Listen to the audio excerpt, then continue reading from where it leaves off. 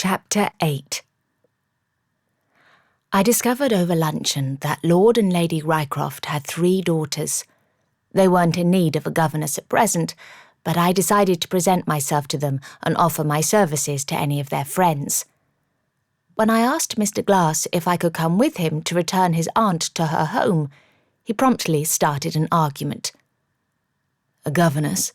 he said as he handed my hat to me at the door. "Why do you want to be a governess?" "Because none of the watchmakers in London will employ me as their assistant."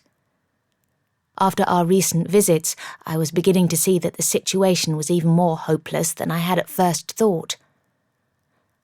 A governess's position might suit me just as well. I'm educated, and I can play the piano and sew as well as any woman. "I don't doubt it." "Then why are you being so resistant to the idea?"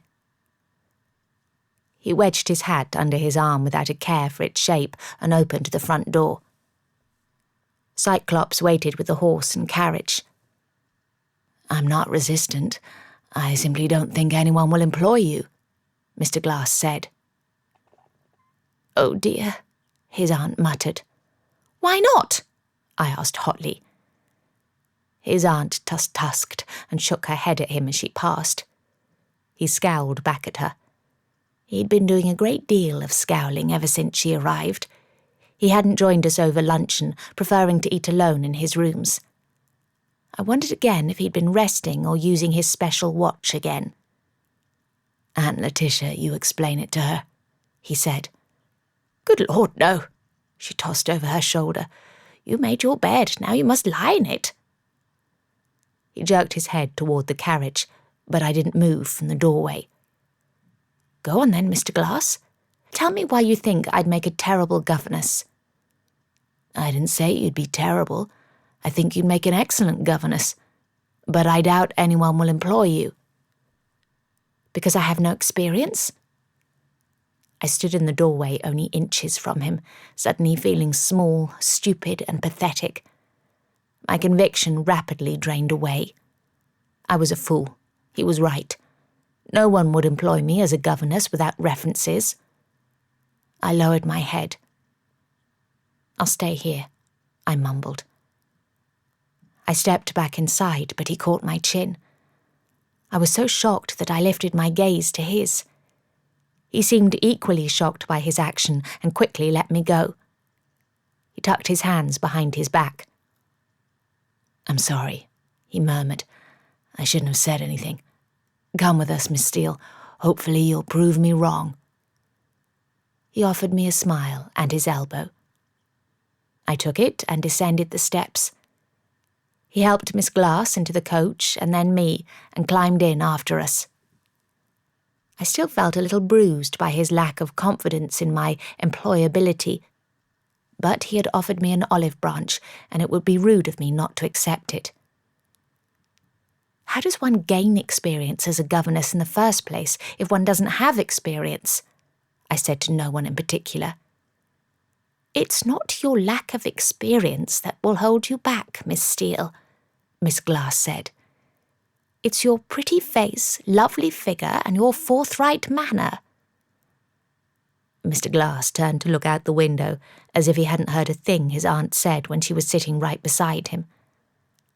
I was too stunned to say anything. "I'm sorry to dash your hopes," Miss Glass went on, "but you needed to be told. We women can sometimes be unfair to each other, and it would take a kind-hearted woman, sure of her own appeal and the love of her husband, to take you on in such an elevated position. Perhaps as a maid, but not a governess. Believe me, none of Beatrice's circle fit that description. A gaggle of preening geese, the lot of them." "Thank you, Miss Glass," I said, unable to think of anything else. She had given me a compliment, and my mother had always told me to be gracious, even when the compliment was unintended or made from politeness. "So you ought to thank me," she said with a smug curve of her lips. "The daughters of Beatrice's friends are all as awful as their mothers. Trying to educate them will send any sane woman to the madhouse." I smiled, but there was no humour in it. My hopes of working as a governess had almost disappeared entirely. I shouldn't have come. I should have stayed home to find evidence linking Mr. Glass to the outlaw in the papers. The reward money was looking more and more appealing. Lord Rycroft's house faced Belgrave Square. It was not unlike Mr. Glass's Mayfair house, in that it was tall and part of a series of townhouses that stretched from one end of the street to the other. Miss Glass informed us on the short journey that the Rycroft estate in the countryside was somewhat neglected, since Beatrice preferred the city and all the social opportunities London offered. "Your father would be disappointed," she said, eyeing her nephew. "He loved Rycroft. I always thought it a shame he wasn't the oldest son. He appreciated it more." "Yet he would have hated the responsibility," Mr. Glass said coolly, "and resented having to remain in the same place for long." Miss Glass sighed. "Very true." Stiff-backed footmen greeted us with blank stares. They performed their duties of door-opening and hat-taking with mechanical formality. I wanted to pinch one to see if he reacted. "Finally," Lady Rycroft said, with a pointed glance at the gilt and jet clock on the mantel in the drawing-room. It was 15 minutes fast. I wondered if she knew. "I've had to postpone my afternoon engagements to wait for you, Letitia." "You didn't need to wait," Miss Glass said, taking a seat and indicating that I should too. I did, and checked the time on the watch I tucked into my waistcoat pocket. The mantel one was definitely 15 minutes ahead. "Richard wouldn't allow me to leave until you returned," Lady Rycroft said. "He's punishing me for your little morning escapade." "Is he here?" Mr. Glass cut in, taking up a position by the white marble mantel, his elbow near the clock. I tore my gaze away from the timepiece, only to find it kept wandering back. "One of the footmen is notifying him of your presence." The conversation stalled as we all waited for Lord Rycroft's entrance. I clasped my hands in my lap, twisting my fingers around one another, but it was impossible. The clock called me as loudly as any trumpet. "Forgive me, Lady Rycroft, but have you noticed that your clock is fast?" Mr. Glass and Miss Glass looked to the clock. Lady Rycroft looked at me. "Who are you, and why are you here?" she asked, as if seeing me for the first time. "My name is India Steele." Before I could go on, Mr. Glass spoke. "Miss Steele is my assistant." Lady Rycroft's eyebrows almost disappeared into her turban. Her face flushed, and she picked up a fan from the table and fanned herself. "I'm helping him search for someone," I said quickly, with a glare at Mr. Glass. He wasn't smiling, but somehow he managed to look amused. "After his return to America, I'll be in need of other work. If you know of anyone requiring a governess, then I would appreciate it if you could pass on my details. I have an excellent grasp of most subjects, particularly mathematics and engineering." At her look of horror, I added, "and the gentler arts too, of course. I can be found at Mr. Glass's residence in Mayfair for a few days more." Her gaze fell to my chest, then lifted to my face. The grooves drooping from her mouth deepened. "Nobody I know needs a governess at present." My hopes fell, although they weren't as dashed as they would have been if Miss Glass hadn't forewarned me in the carriage. I thanked Lady Rycroft and willed my face not to turn red as I felt Mr. and Miss Glass watching me. Fortunately, Lord Rycroft entered at that moment too.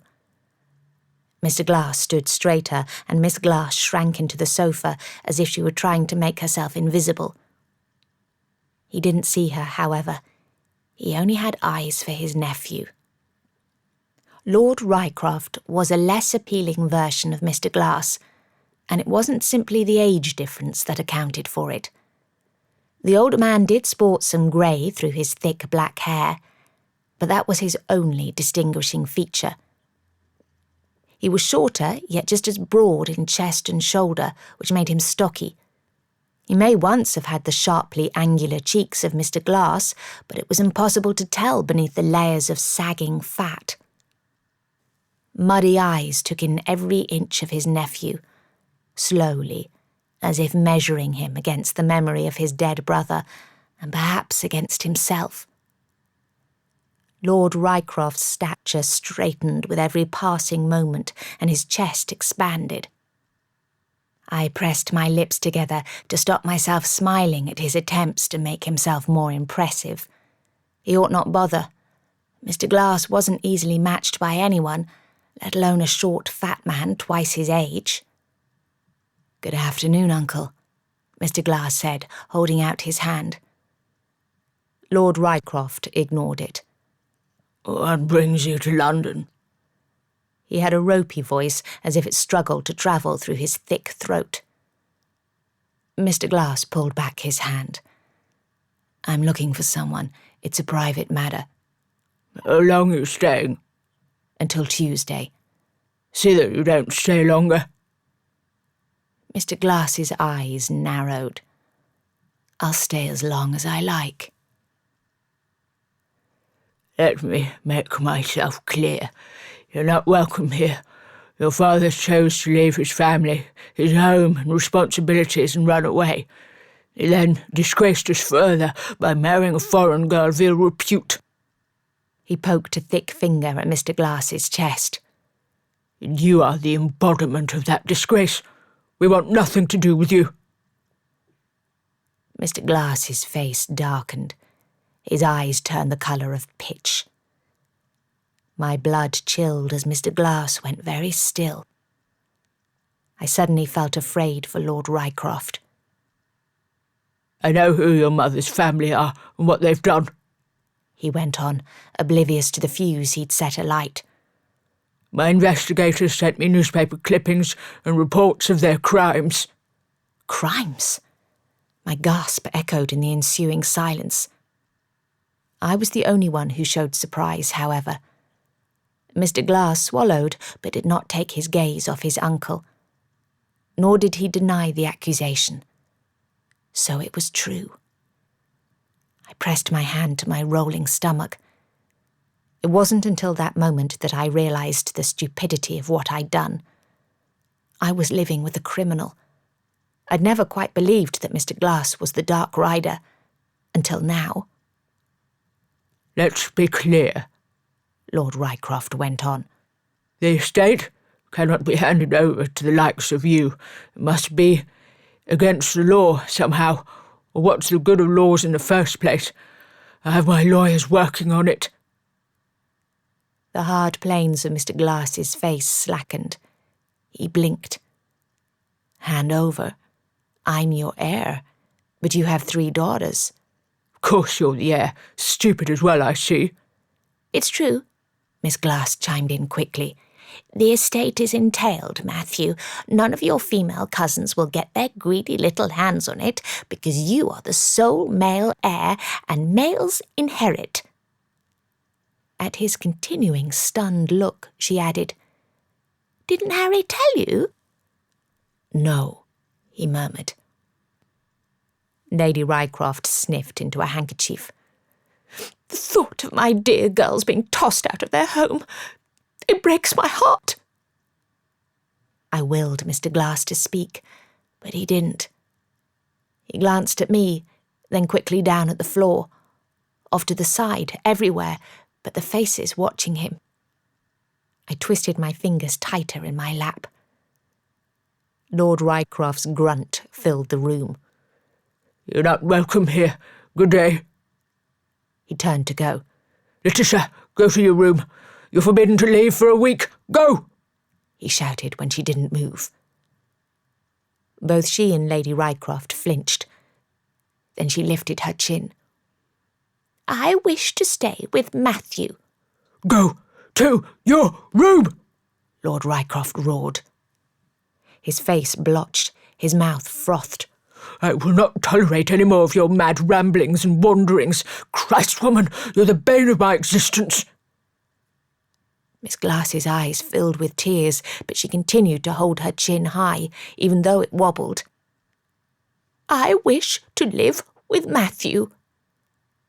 "I'm not staying in London," Mr. Glass said automatically.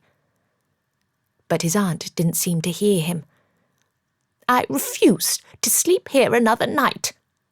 "I'll have you taken to the asylum if you continue to defy me," Lord Rycroft shouted.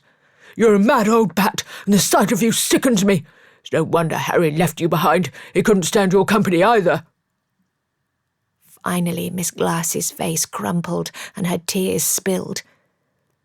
The proud dame seemed to age 10 years as her shoulders stooped and trembled with silent crying.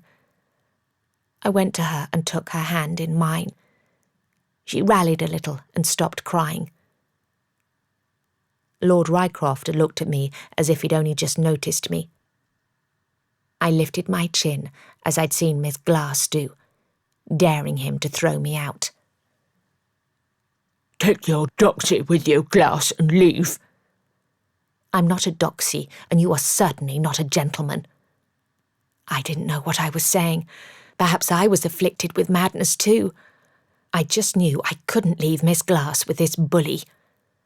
"I'm not leaving without Miss Glass." "Nor am I." Mr. Glass held out his hand to his aunt. She beamed up at him through her tears. I might have smiled at him too, but he wasn't looking my way, although he did stand very close to me. Lord Rycroft glanced between his sister and nephew. He shook his head and grunted. "If you leave, Letitia, do not come back, ever. Go to America with him. I don't care. Just get out of my sight." "Gladly." Miss Glass took Mr. Glass's hand and tucked mine into her side. "Come, Miss Steele, we have a house to air out." She turned to her sister-in-law, sitting on the sofa with a stunned expression on her tight face. "Have my things sent to Matthew's house by the end of the day. All of them. I'll be counting every last trinket." She marched out, taking me with her. But Mr. Glass didn't follow. "I believe you have several letters belonging to Aunt Letitia written by my father," he said to Lord Rycroft. "Include them in her belongings." Lord Rycroft bristled. "You do not give me orders in my own home." Mr. Glass bared his teeth. "Then come outside, uncle, and I will order you there." Before anyone could fully digest his words, he grasped Lord Rycroft's arm, twisted it behind his back, and hustled him toward the drawing-room door. The footman standing there came to life, proving he wasn't an automaton after all. He gasped, and his eyes bulged. But he did not move to assist his master as Mr. Glass marched his uncle into the entrance hall, as if he were ejecting a drunkard from a tavern. I picked up my skirts and ran after them, not wanting to miss a single moment. Behind me, Lady Rycroft ordered Miss Glass to remain behind, but light footsteps followed nevertheless. "What are you doing? Let me go!" Lord Rycroft struggled to pull himself free of Mr. Glass's grip. "Not until you promise to send the letters, every last one of them." Mr. Glass shoved him forward, and Lord Rycroft stumbled. He would have fallen if Mr. Glass hadn't still been holding his arm. "Very well," Rycroft grumbled. "I don't care about bloody letters anymore. Harry's dead. His letters have no meaning now." I thought Mr. Glass would punch him, but instead he let his uncle go. He tugged on his sleeves and collar to straighten them, then held his elbow out to Miss Glass. She took it with a smile. He offered me his other arm, but I shook my head. A small triangular dent appeared between his brows. "You've turned out to be even more of a disappointment than your father," Lord Rycroft said as we exited. "Hardly surprising, considering the type of blood running through your veins." "Pay him no mind," Miss Glass said, patting her nephew's arm. "He's simply jealous of Harry, always has been and always will be." The door slammed behind us. Mr. Glass helped his aunt into the coach. I stood on the pavement and glanced up at Cyclops. His one eye watched me closely. How much of that exchange had he seen and heard? "Everything all right, miss?" he asked. I nodded and smiled, yet I didn't climb into the carriage. Mr. Glass held his hand out to me. "Miss Steele?" I stared at his outstretched hand. It withered and closed upon my scrutiny. He dropped it to his side. "You have something to say?" he said to me. My things were at his house. All my worldly possessions were in one of his rooms. I could forego the clothing, but not my tools or the daguerreotype of my parents. Surely he wouldn't harm me. I was no threat to him. Indeed, I was helping him. If he'd wanted to attack me, he could have done so last night in the kitchen. I made up my mind to go with him and do my best to simply perform the duty he asked of me. I abandoned the idea of notifying the police and collecting the reward. I valued my life more than money. "No." I held out my hand for him, and he took it. "I have nothing to say." His fingers momentarily pressed mine. Then he let me go. As he folded up the step, I could swear I heard him sigh. Willie was not pleased to have another Englishwoman in the house. "You damn fool, Matt!" She paced across the entrance hall tiles and back again to wag her finger at her cousin. Some of her hair had come loose from its knot, and she looked like a mad woman. I resolved to steer clear of her, of the lot of them. Miss Glass had no such qualms. She patted her nephew's cheek. "But a sweet fool, I knew you would be. You're your father's son, and so like my own dear mamma, too." Willie snorted. Duke jabbed her in the ribs with his elbow and hissed at her to be quiet. She jabbed him back. "She was always rescuing poor, helpless creatures," Miss Glass went on. "Helpless?" Willie echoed. "Huh!" Miss Glass ignored her. "She used to wander in the woods on the estate, singing and talking to the birds." "Sounds more like you," Willie grumbled, which she followed up with an "ouch" when Duke once again elbowed her. I did have to agree with her. The late Dowager Lady Rycroft sounded as mad as her daughter, but there was no harm in Miss Glass. Looking at her now, with a dreamy emptiness in her eyes, it was impossible to reconcile her with the woman we'd met on the doorstep, accusing Mr. Glass of house-stealing. First appearances were definitely deceiving in some cases. Her nephew had something in common with her there, but little else. "Willie, see that my aunt is made comfortable while Duke prepares a room for her," he said. "Me?" Willie placed her hands on her hips. "Why me? Why can't she?" She nodded at me. "Miss Steele is coming with me. We've got a lead on Kronos." Willie's anger immediately dissolved. "Then what are you waiting for? Go!" She shooed us both, but I stood my ground. "You don't need me," I told Mr. Glass. "Cyclops can find the Aged Christian Society on his own, and you don't need me to talk to Mr. Mirth." He searched my face, and that small triangular dent at the bridge of his nose appeared again. "I would like the company." "I'm sure my company's far too dull for someone like you." I turned to Duke. "I'll assist you with Miss Glass's room." Duke and I headed up the stairs. The front door didn't close until we were on the first-floor landing. Miss Glass's room was situated next to mine. I opened the window to allow some of the crisp afternoon air in and to blow out the stale. Duke opened wardrobe doors to do the same. Then we both searched high and low for linen. "Must be downstairs," he said, giving up. "I'll get it. I need to stretch my legs." "Servant door's in the corridor wall opposite."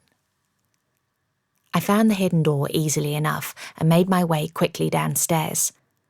The service area ran the length of the house below street level. The kitchen was the largest room, with a pantry and scullery off it. Signs of the evening meal preparations covered the central table, but the small dining and sitting rooms looked untouched, as did the butler's and housekeeper's offices.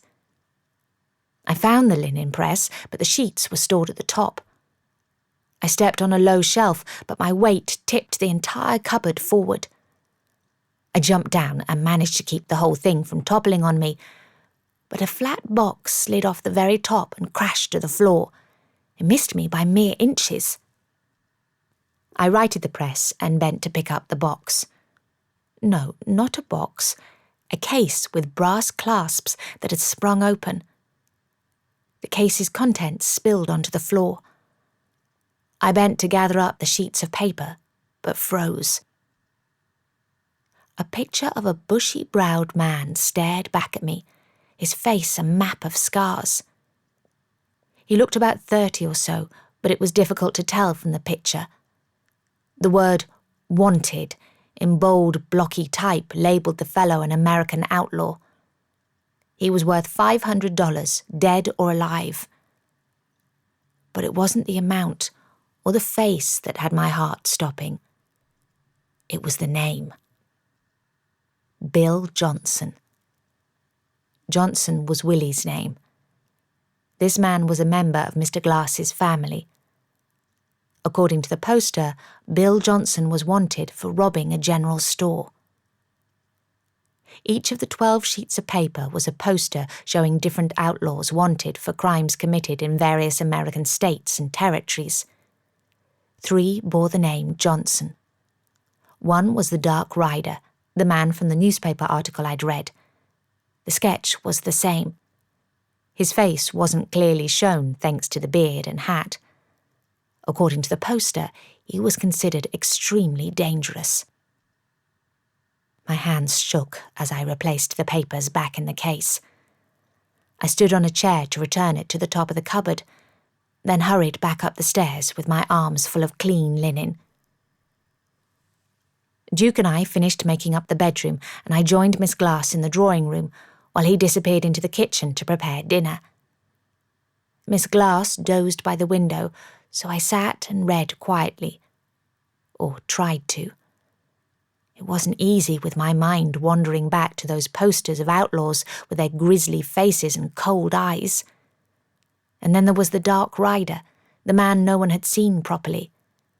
His value had been the highest of the lot. Mr. Glass returned earlier than I expected. When I heard the front door, I sat forward on the chair, my heart in my throat. Not from apprehension at seeing him again, but because I was eager to find out what he'd learned from Mr. Mirth. That surprised me. I ought to be more afraid of him. Nobody met him at the door, and he came immediately to the drawing room. He glanced at his aunt's sleeping form, then at me. I arched my brows, and he shook his head. At my frown, he indicated I should follow him back out to the entrance hall. I hesitated, then went after him. Duke and Willie emerged from the rear of the house, so I hung back near the staircase. "Well?" Willie asked. "What did Mirth say?" "He wasn't there," Mr. Glass said heavily. "Not there?" Duke said. "Where is he?" "He left a few days ago. He simply walked out of the facility and nobody knows where he went." "He left!" Willie shouted. Mr. Glass shushed her with a glance back at the drawing room. Willie made a rude gesture in the same direction. "He can't just leave. Isn't that the point of that place? The inmates are too old to care for themselves." "They're not inmates," Mr. Glass said. "It's a charitable institution for the aged, and there's no obligation for anyone to remain. If the patient feels well enough to leave, or a family member collects them, they can go." "God damn," Willie muttered. "I hate this country." "It's hardly England's fault," Mr. Glass told her. Willie folded her arms and turned away. Her spine curved, and she lowered her head. "Don't you go all teary on me."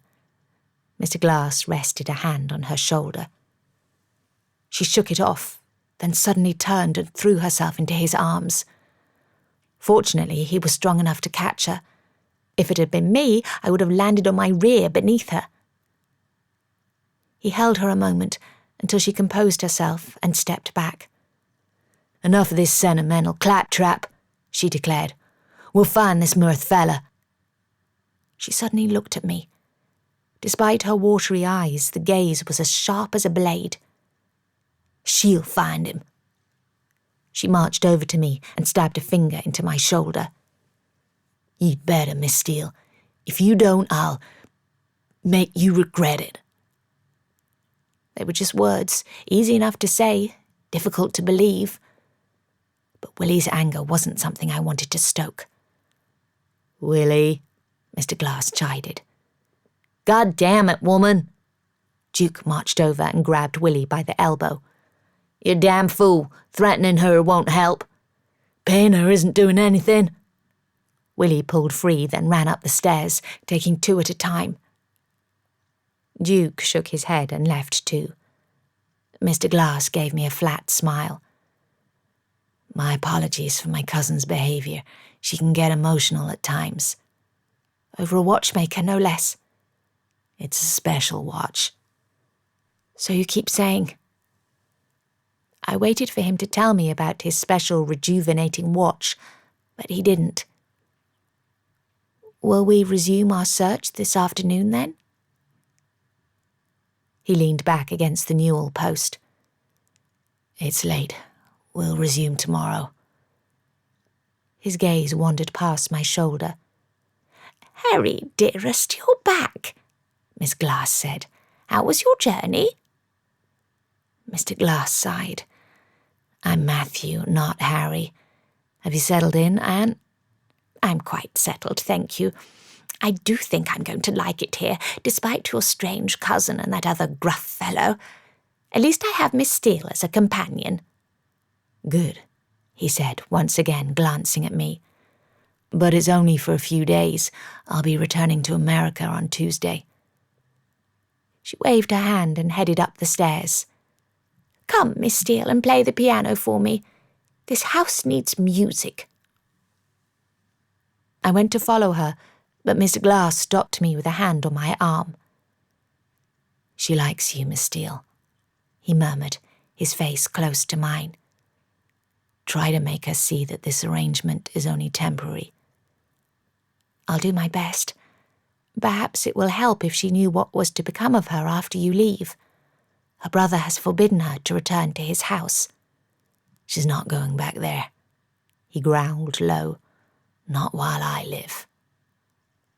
I nodded in agreement. But she does need to go somewhere. A loud bang woke me up. It was very dark, and I could only make out outlines of the furniture in my room. Someone shouted from the depths of the house, too far away to make out their words. I jumped out of bed, hitting my knee on the nightstand, and fumbled for the candlestick and matches. Another bang echoed through the house, shaking the walls and setting my heart pounding. It wasn't just any bang. It was a gunshot. Then Miss Glass screamed.